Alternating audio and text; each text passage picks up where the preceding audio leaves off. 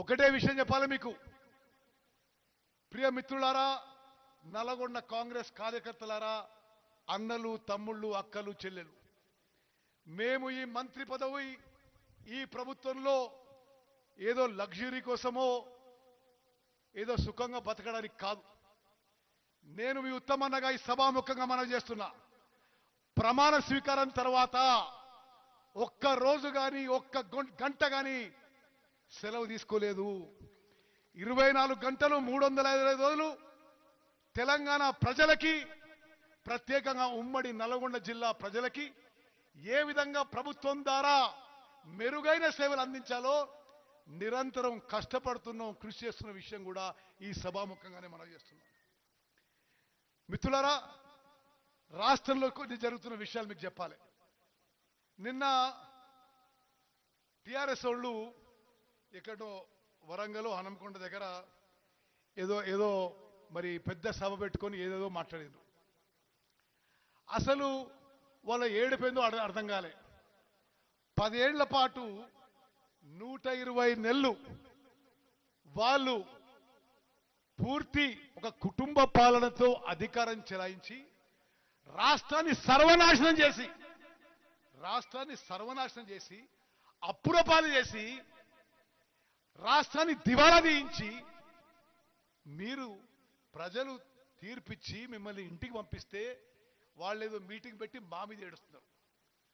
మేము అధికారంలో వచ్చి 13-14 నెలలు అయింది.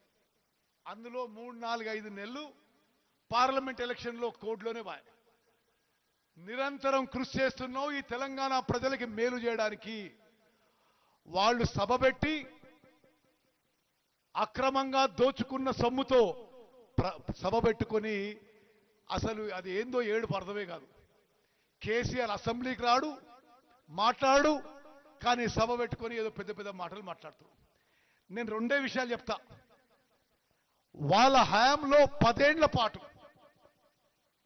1.81 lakh crores 1,81,000 కోట్ల రూపాయలు ఇరిగేషన్ మీద ఖర్చు పెట్టి, మీడియా మిత్రులారా మీరు ఇది నోట్ చేసుకోవాలి, 1,81,000 కోట్లు ఖర్చు పెట్టి వాళ్ళ జేబులు నింపుకున్నారు. కానీ రైతులకి ఎక్కడా నీళ్ళిచ్చిన పాపాన పోలే. కాళేశ్వరం కట్టినండు పెద్ద మనిషి నిన్న. కాళేశ్వరం వాళ్ళ హయాంలోనే కట్టిండ్రు, వాళ్ళ హయాంలోనే కూలిపోయింది. నిస్సందేహంగా ఏ ఎంక్వైరీ అయినా సరే, ఏ రిపోర్ట్ అయినా సరే, వాళ్ళ అసమర్థత, వాళ్ళ దోపిడీ విధానం, వాళ్ళ కమిషన్ల కకృతి వల్లనే కాళేశ్వరం కూలిపోయిందని స్పష్టంగా వస్తుంది. కాళేశ్వరం ప్రాజెక్ట్కి మనందరినీ తాకట్టు పెట్టిండ్రు. మన పిల్లల్ని, వాళ్ళ పిల్లల్ని, ఈ రాష్ట్రాన్ని తాకట్టు పెట్టి 1,00,000 కోట్ల అప్పు తీసుకొచ్చి ప్రాజెక్టు కట్టి అది వాళ్ళే కట్టిండ్రు, వాళ్ళ హయాంలోనే కూలిపోయింది. కాళేశ్వరం ప్రాజెక్టు కూలిపోయిన తర్వాత, మేడిగడ్డ, అన్నారం, సుందిల్లా బ్యారేజ్ నిరుపయోగం ఉన్న తర్వాత ఈ వానాకాలం పంట, పోయిన వానాకాలం పంటలో 66.7 లక్షల ఎకరాల్లో మన రైతన్నలు 153 లక్షల మెట్రిక్ టన్నుల వరి ధాన్యం పండించిండ్రు. మీరు జాగ్రత్తగా వినాలే. కాళేశ్వరం ప్రాజెక్టుకి 1,00,000 కోట్లు అప్పు తీసుకొచ్చి మనందరినీ తాకట్టు పెట్టి వాళ్ళు జేబులు నింపుకొని ఆ మేడిగడ్డ, అన్నారు, సుందిల్ల బ్యారేజు ఈరోజు నిరుపయోగంగా ఉంటే